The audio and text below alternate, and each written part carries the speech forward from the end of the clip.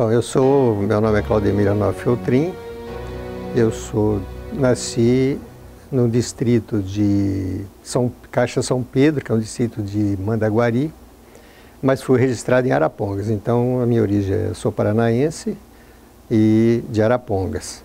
Porque os meus irmãos nasceram lá e cada um foi registrado num município diferente, né? Nós temos origem, inclusive o Edson de Apucarana, que meu pai registrava.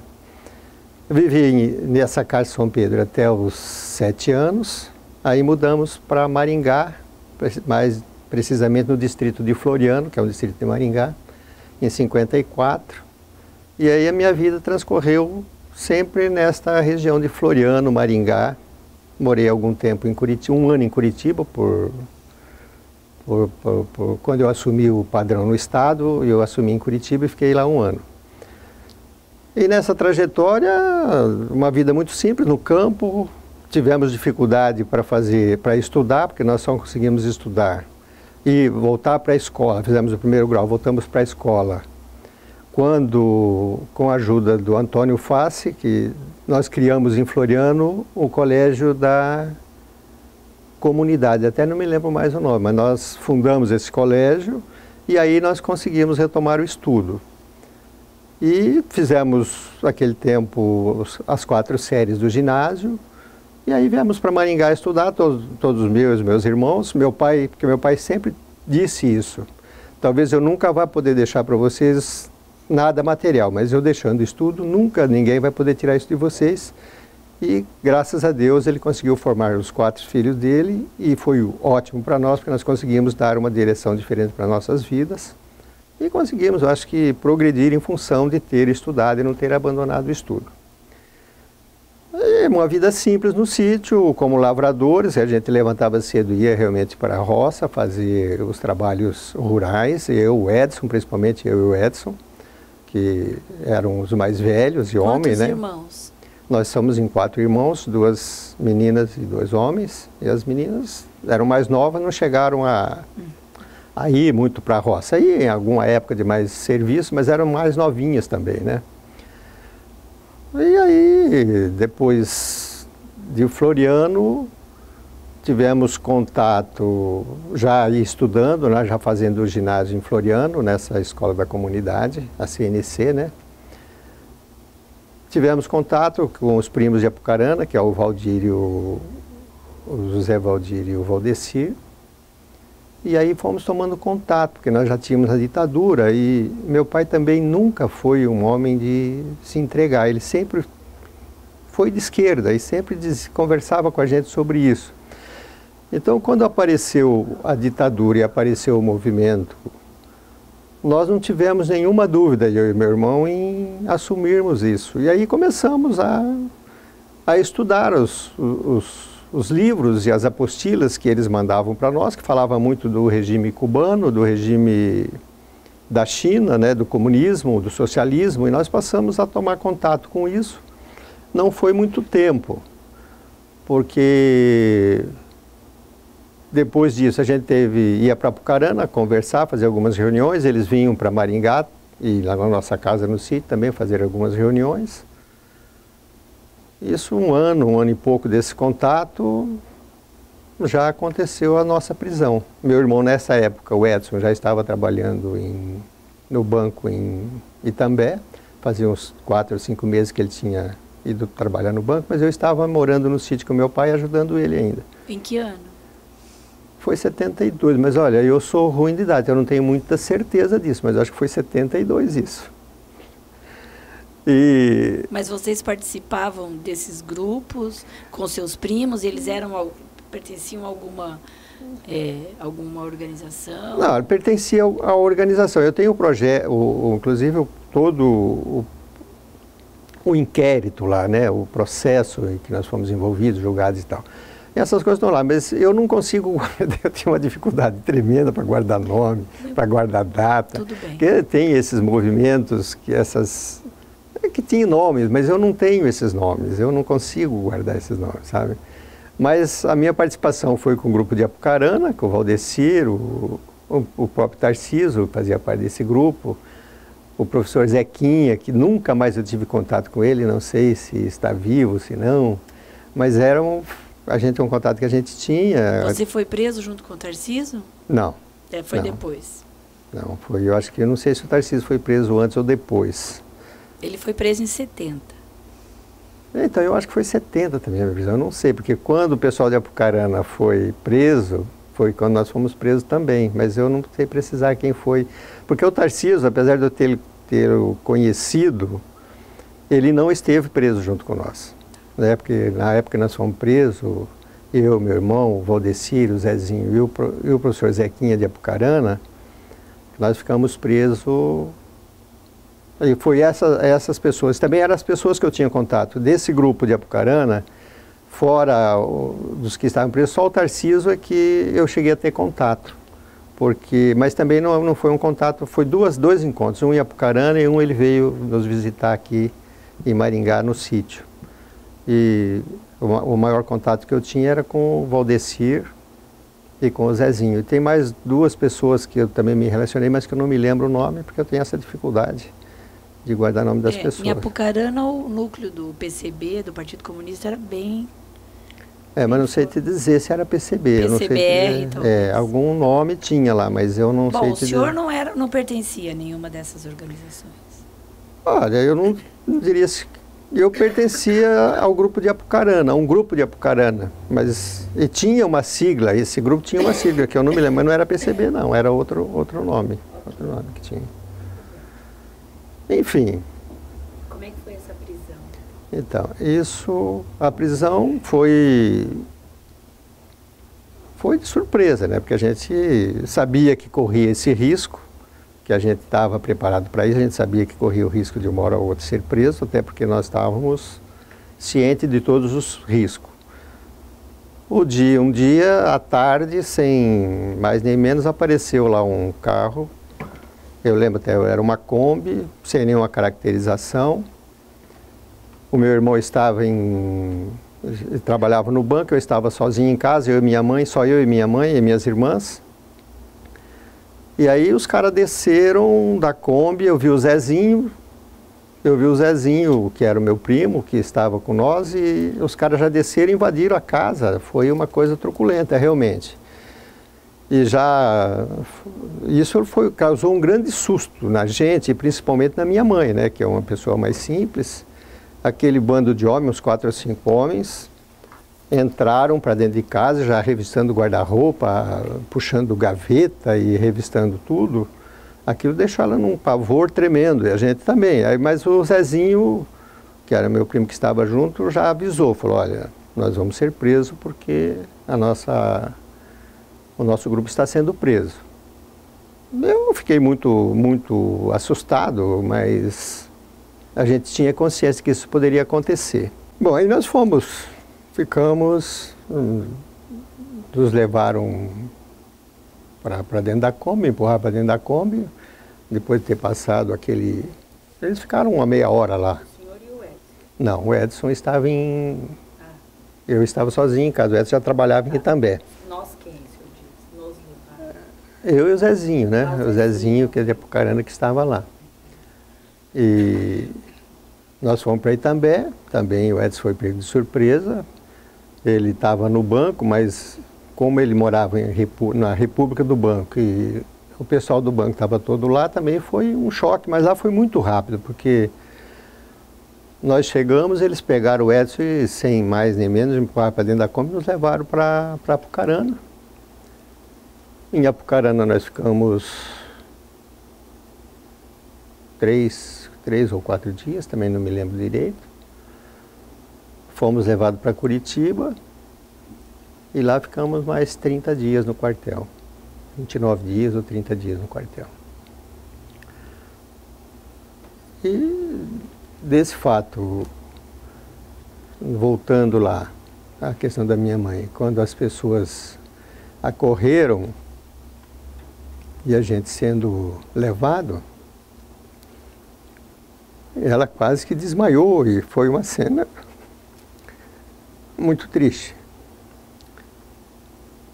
Em Apucarana também, aí já foi mais assim, a truculência dos caras. O que eu me lembro de Apucarana do tempo foi lá, eu, para dizer, não sofri violência física, mas muito psicológica. Então, no quartel de Apucarana, um dia de manhã nos acordaram de madrugada não, devia ser umas 6 horas da manhã, estava frio. Fizeram a gente tirar toda a roupa, colocaram a gente no banheiro e jogaram água fria com a mangueira, né? Mas aí foi um susto tremendo, e aí para demonstrar realmente que eles tinham muita força, isso foi no dia que nos levaram para Curitiba. Na ida para Curitiba, foi eu, o Edson e o Valdecir. Nós fomos cada um numa Rural Willys com 4 agentes, o motorista mais 3 agentes, ou os 4 agentes, não sei. E eu não sei os demais, porque eles não me falaram, mas eu sofri muito, porque na ida para Curitiba, por 3 vezes eles pararam, sempre que passava por um riacho, ou quando passava por um riacho, eles paravam e falavam, não, vamos afogar ele aqui, vai ficar perdendo tempo, vamos matar ele aqui mesmo e tal. E eu estava naquela época em São Paulo, estava ocorrendo aquela violência, a guerrilha, os assaltos e assassinatos e muitas mortes. O senhor sabia de tudo isso? Sim, eu tinha consciência de tudo isso. Eu achava realmente que eu corria o risco de acontecer. E eu acho que eu ficava muito apavorado. E eu acho que eles faziam aquilo para curtir com a minha cara, para ver o medo que eu sentia, né? Para ver o medo que... eu acho que essa foi a maior tortura que eu sofri, foi essa tortura psicológica. Porque depois que nós chegamos no quartel e ficamos presos, ficamos lá isolados. Consegui ver meu pai depois de quase 20 dias que eu estava lá, porque a gente ficou isolado realmente. Mas aí não houve tortura física, fora isso. Lá nos trataram relativamente bem. Os interrogatórios não foram também muito... Eu perguntava, a gente respondia, não houve assim, grande pressão para que a gente dissesse isso ou aquilo. Eu acho que eles sabiam que a gente sabia muito pouco, né? Porque o contato da gente era só com o pessoal de Apucarana, e eles faziam tão pouco tempo também, eu acho que eles tinham lá pegaram algum registro de que nós, do tempo que a gente participava, eles sabiam da pouca coisa que a gente sabia, então nós não fomos, eu não fui pressionado no interrogatório, mas fiquei lá, até que... Você lembra de algum oficial, do nome de alguém? Não. Até hoje eu tenho dificuldade para isso, mesmo com os meus amigos, guardar nome. Então, não tenho nenhum nome assim para declinar, não. O senhor ficou ali na Praça Rui Barbosa? Na Rui Barbosa, onde hoje é lá o terminal lá, né? Foi naquele quartel que nós ficamos. Com outras, aí tinha contato com outros presos? Não, só o meu contato, porque eu fiquei numa cela, eu, meu irmão e o Zequinha, o professor Zequinha. O Valdir, que já tinha sido preso, estava em outra cela, e o Valdecir também ficou separado, não sei porquê, mas o Valdecir ficou separado. E aí viemos para cá, nos soltaram, viemos para cá. Soltaram o senhor? Aí nós fomos libertados, soltamos, respondemos o inquérito, ficamos indo, várias vezes fomos chamados para Curitiba, mas aí o advogado nos acompanhava também, que era um oficial aposentado do Exército, que foi nosso advogado.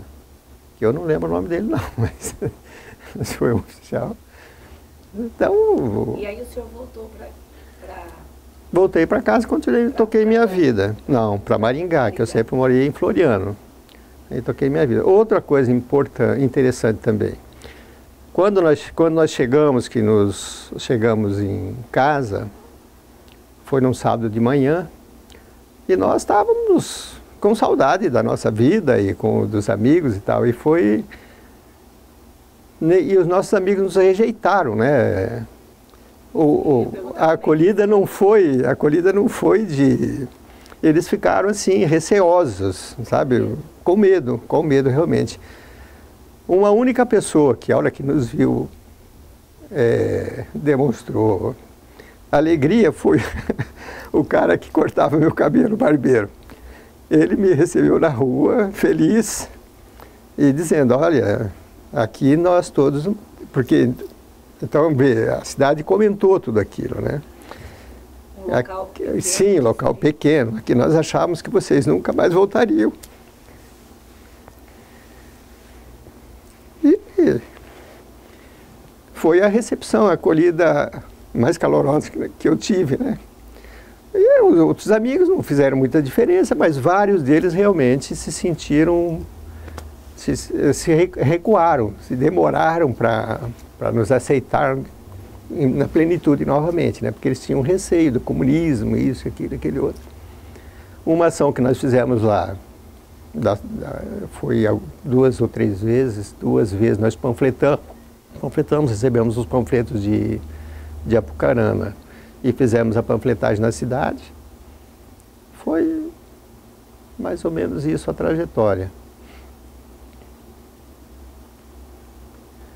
E aí, quando voltamos continuar, aí a vida continuou. Fizemos o ginásio, terminamos o ginásio, estudamos, todos nós estudamos. O Edson se formou advogado, a minha irmã se formou advogada, eu professora, a outra minha irmã trabalhou na UEM, inclusive se aposentou aqui como administradora. Então ficamos tocando a nossa vida dessa maneira. Aí entrei no magistério, eu me formei em 79 e já comecei como professor colaborador da UEM. Fiquei sempre como colaborador, porque aí no departamento de matemática se exigia já o mestrado, e eu não fiz o mestrado, mas trabalhei uns 8 anos na UEM.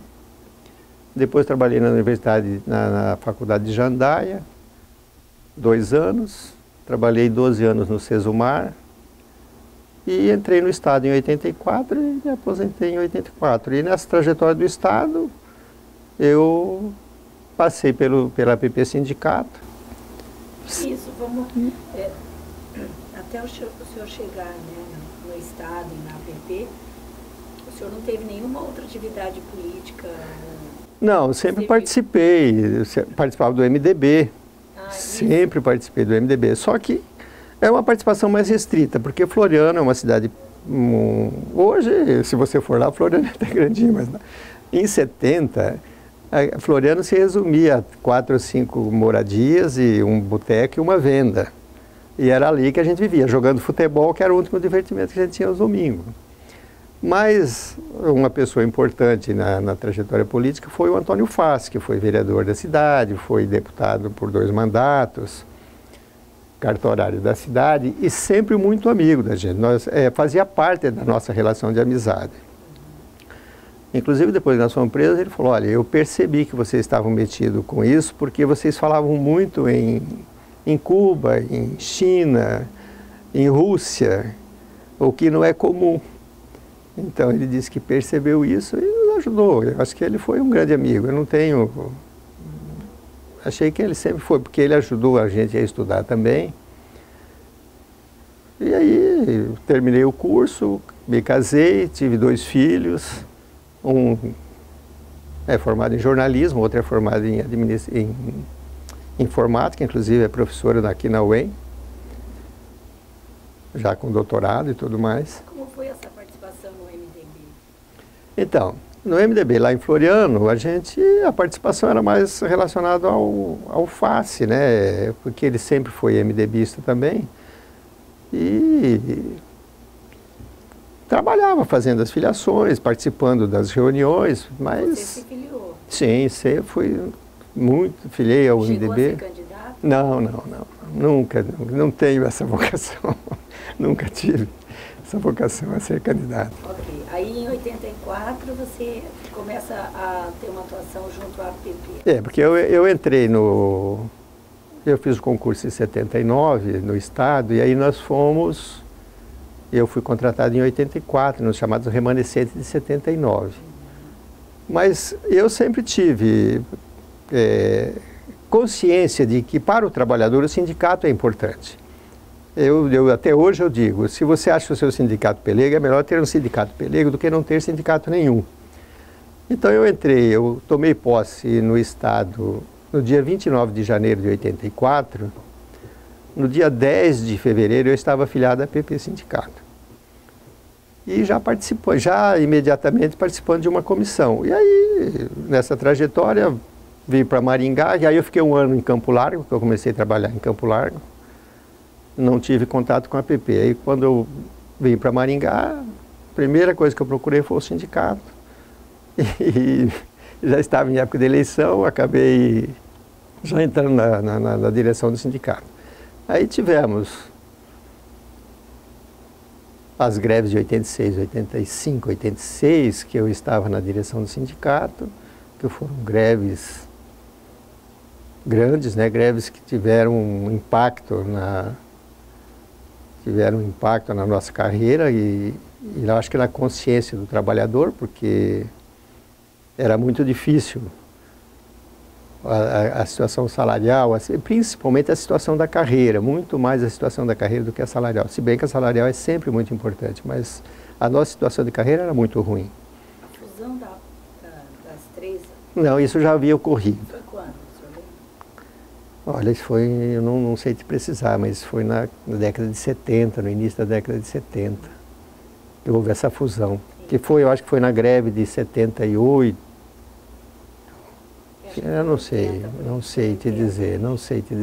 Eu não tenho dificuldade com nada. E o senhor, na direção, tinha que função? Como é que o senhor... Então, na direção, na primeira vez que eu participei lá em 85, né, que foi ele, eu entrei em 84, na PP eu entrei em 86, março de 86. Naquele tempo a composição não havia presidente e vice-presidente. Eu assumi como vice-presidente. Mas aí, daí um ano, o presidente foi para Curitiba e eu assumi a presidência. Quem era o presidente? O Jesus Hernandes. Ele mora em Curitiba até hoje, ele está em Curitiba. O Jesus Hernandes. E aí você acabou assumindo a presidência? Assumindo a presidência e tocando a PP por aquele período. Depois houve as novas eleições, aí eu já não participei mais da diretoria. E voltei a participar da PP Sindicato agora em 2000. Aí participei do mandato como tesoureiro, depois como presidente e agora voltei como tesoureiro e agora estou encerrando a minha militância na direção da PP. Mas militante eu sempre vou ser, né? Porque...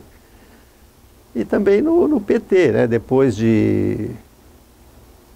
me filiei. Paralelo à PP, você Sim. participou da fundação, discussão do PT? Não participei dessa... E o MDB ficou lá atrás? Então. Olha, a minha decepção com o MDB foi... Quem te levou para o MDB? Foi o Antônio Fassi. Ele era de que grupo? Ah, minha filha, não sei te precisar, eu nunca tive essa... Era do grupo dos autênticos? Era do grupo Não sei te dizer, né? Eu sei que ele era do Álvaro, do Silvio, porque ele se inseriu mesmo na política, foi quando o Silvio Barros pai foi o prefeito, né? Aí ele foi candidato a vereador, não se elegeu, mas assumiu uma secretaria. E depois ele se elegeu 2 vezes vereador. E o que o fez se decepcionar com o MDB? Porque eu militava, mas como eu já disse, você está um pouco mais afastado, você não conhece a totalidade da discussão. Aí vindo para Maringá, quando o MDB fez a Brasil Constituinte, não sei se o Reginaldo lembra disso, nós queríamos tirar o grupo que estava no poder, que a gente já achava que era um grupo de direita. Mas vencidas as eleições, na hora de eleger a executiva, esse grupo estava lá. Eu me decepcionei, aí desisti do MDB. Quer dizer, achei que não valeria a pena. E aí o PT já existia, eu já fui me aproximando do PT, até que me filiei. Sempre votei no PT, desde que o PT existe, mas militar, passar a fazer parte do PT faz uns 10 anos, mais ou menos, que eu sou filiado. E o seu irmão, o Edson Feltrin? Como é que ele é mais novo que o senhor? É mais novo. Então, o Edson, ele teve uma trajetória diferente. Ele era um pouco mais atirado, tanto é que ele abandonou. Não abandonou, não. Eu acho que ele teve a visão de que lá no sítio ia ser mais difícil. Então, ele foi trabalhar no banco e depois da prisão, ele já ficou por Curitiba. Ele voltou. Ele ficou um tempo aqui em Maringá ainda, até terminar o segundo grau, porque nós não tínhamos terminado o segundo grau. E aí, na época da faculdade, ele já fez vestibular em Curitiba, passou para Direito na PUC e aí ficou lá a vida toda. E a militância dele, eu acho que todo mundo conhece, né? Sempre militou, sempre esteve na frente dos movimentos. Se candidatou 2 vezes a deputado, não conseguiu se eleger. A vereadora em Curitiba também não conseguiu se eleger, porque eu falava para ele, ele era muito doido e as pessoas não gostam de pessoas doidas. Mas, e aí infelizmente nós viemos perdê-lo esse ano, em janeiro. Ele teve um problema de saúde e faleceu. Perdi o meu irmão. Eu acho que é isso. Não sei se alguma coisa mais que... Agora o senhor está aposentado? Estou aposentado, estou numa fase boa da vida. Ainda está afiliado ao PT? Estou afiliado ao PT, milito, gosto de política, faço política. Não. Isso que eu ia perguntar, como é que a política ainda permanece? Não, eu acho que eu sempre fiz política e vou fazer, mas a política da participação, da contestação. Nunca pensei em ser candidato, mas sempre ajudo. Sempre nas épocas de eleições eu tenho um lado e vou trabalhar para que esse lado se eleja, né? Porque eu acho que se a gente não fizer isso, não vai haver mudança, e precisa que essas mudanças ocorram, né? Tem que haver participação da gente para que isso aconteça. Essa prisão, né? Acho que marcou mais pela reação da sua mãe, né? Essa coisa da família é muito forte para algumas pessoas, né?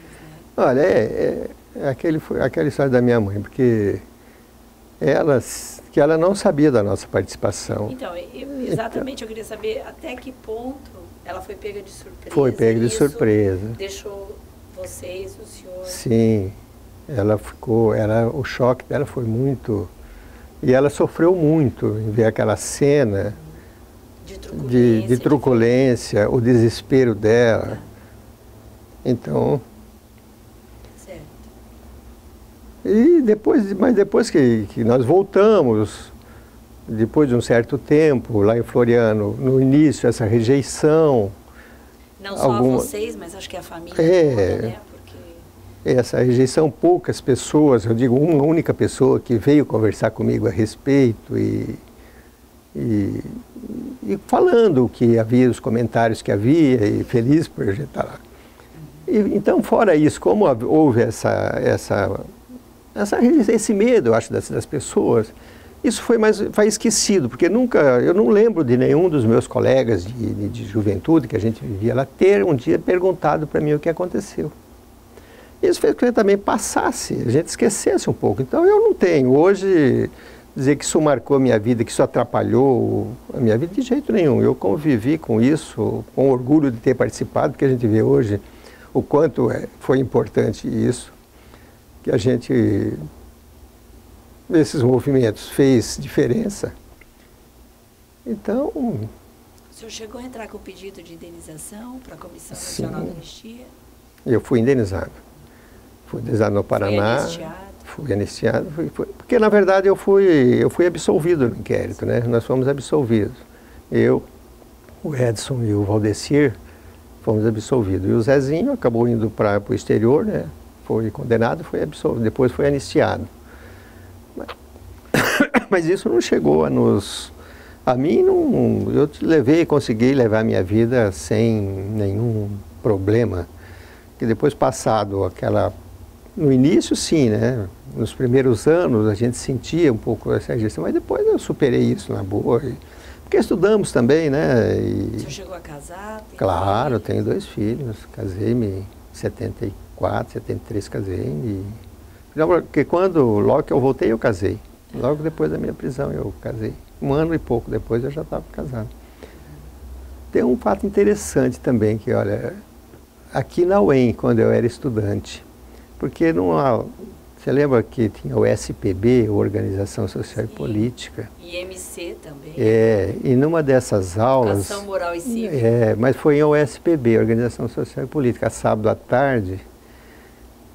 Nós tínhamos um grupo que conversava sobre isso e puxamos o assunto na sala e o professor disse, não vamos falar sobre isso, nós vamos falar sobre isso sim, isso aqui trata-se de Organização Social e Política. E ele saiu da sala. Eu não sei precisar se foi por isso ou se por algum motivo, mas ele não voltou mais. Nós ficamos lá até a aula acabar e o professor não apareceu. E ele atua na UEM até hoje. Não vou dizer o nome dele, mas eu também não posso dizer que foi por essa insistência nossa de falar sobre o assunto que ele deixou a sala. Mas ele deixou a sala e foi e não voltou. O clima na UEM era de...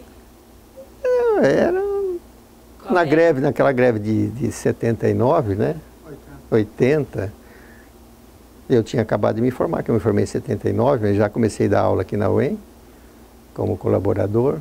Participei ativamente dela e todas as greves que teve no Estado, tanto na UEM, foi a única greve que eu participei da UEM, mas no Estado, e colaborando com as greves de todas as outras categorias, sempre que é possível a gente vai lá dar uma força. E porque acho que o dia que o trabalhador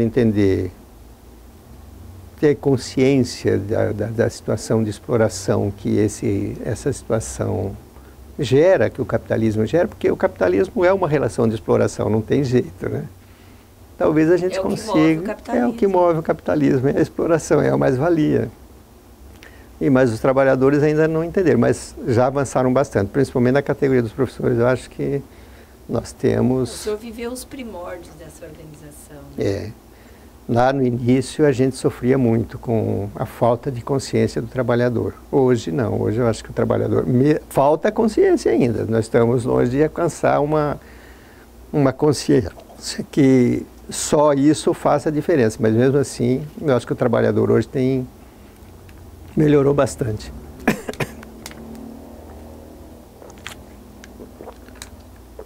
Se o senhor quiser falar mais alguma coisa? Não, acho que... Fazer um fechamento, mensagem, pode ficar à vontade. Olha, eu não sei, as pessoas que de repente ouvirem esse depoimento, nós temos que pensar que o regime, nós temos que mudar, eu acho que nós temos que mudar esse regime. O capitalismo é um regime de exploração, onde o trabalhador gera riqueza e nunca fica com ela. E o trabalhador, ele tem muito medo, por exemplo, de ser demitido. Mas eu vou fazer greve, vou ser demitido. Mas o trabalhador é demitido sempre, tendo greve ou não tendo greve. No momento em que ele deixa de servir ao capital, ele é demitido. E o trabalhador não morre de fome, ele sempre consegue sobreviver. Porque o trabalhador é criativo, ele consegue dar a volta. Mas o trabalhador teria que entender que, se o trabalhador não trabalhar para o capital acaba. E nós vamos ter uma vida muito mais feliz, porque nós vamos ter uma vida de parceria, nós vamos ter uma vida de comunidade. Enquanto a gente trabalhar para o capital, a gente vai sempre ser explorado. Então nós temos que buscar vencer isso, nós temos que vencer esse medo. Não é trabalhar, precisa, ninguém vive no mundo sem trabalhar, mas a relação de trabalho não tem que ser uma relação de exploração. Nós temos que criar um modo de trabalho onde se trabalha em comunidade, se vive em comunidade, se produz para a comunidade, que todos trabalham produzindo para que eles tenham uma vida feliz. O que, com o capital, a gente tem sempre a exploração e os que têm menos sofrem muito mais, porque sempre a gente que tem um pouco mais, que tem uma vida, acaba tendo uma relação de estar explorando alguém, que não adianta. Se o regime é capitalista, o regime é de exploração. E eu não sei se eu vou ver, mas eu sonho em ver um país, uma sociedade em que essa exploração não exista e que a gente viva realmente de uma maneira muito mais solidária, comunitária, mais feliz.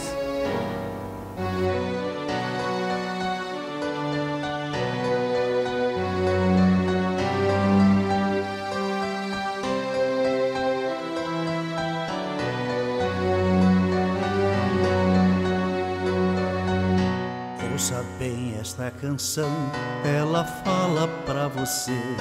Ela fala de um tempo que ninguém pode esquecer, de um tempo em que alguns homens impuseram a tirania, muitos outros responderam com a sua rebeldia.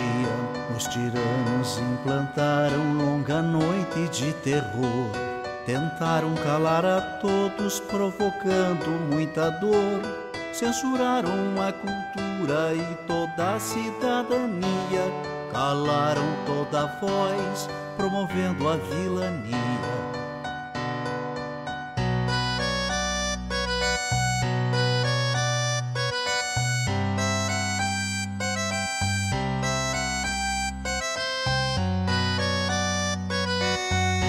Pelas fábricas, escolas, nas ruas e construções, reagiu o nosso povo à violência dos grilhões. Resistiram estudantes, camponeses e operários, foram homens e mulheres a enfrentar os sanguinários. 3 reis, Zé e Désio, Seixas, Isis, Marighella, entregaram suas vidas pra vida ficar mais bela.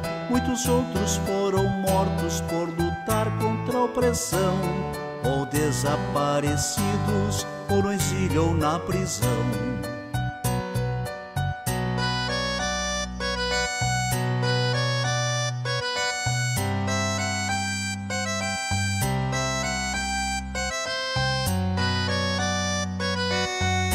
Com a luta desses homens derrotou-se o opressor. Muito sangue derramado, muita lágrima e suor.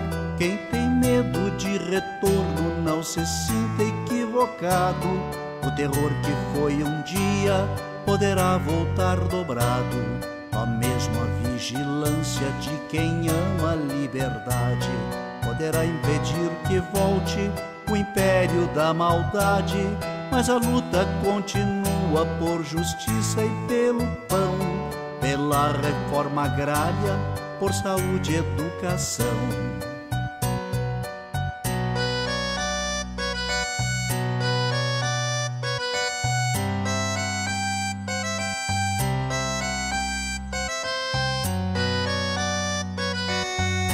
A miséria ainda se espalha, a violência é assassina, juventude sem futuro, a história nos ensina. Só unido nosso povo vencerá a exclusão, um homem tendo por outro sentimento de união.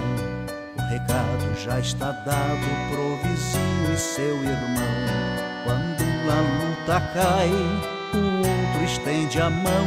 Não se cale quem tem fome, quem tem sede de ternura, pois a vida favorece a quem luta com bravura.